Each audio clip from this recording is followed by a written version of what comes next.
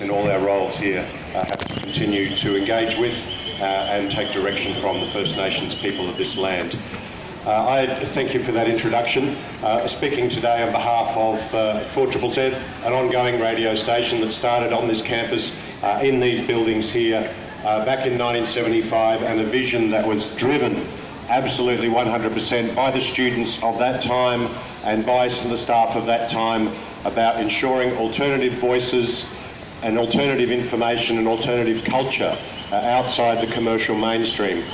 When 4ZZZ was first broadcast in 1975, it was not just the first FM radio station ever in Queensland and the first community radio station, it was the first new radio station of any sort for about 3 decades. That's how moribund and stagnant the media landscape was and the information and cultural landscape was at that time. 4ZZZ lived at the bottom of the UQU Union complex around the back off the car park behind the Chanel through until the end of the 1980s.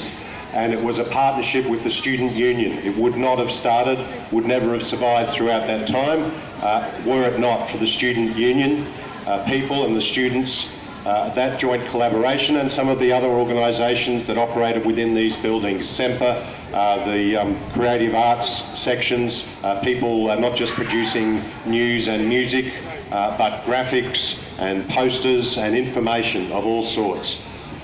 And I say all that not just for some nostalgic thing about great stuff that happened in the past, because this isn't just about acknowledging the history of these buildings and the need to retain that. It is about the fact that each grouping of people, each generation of students that are the heart of a university must have the capacity to choose their own future and develop their own ideas about what is needed for the future that they will inhabit.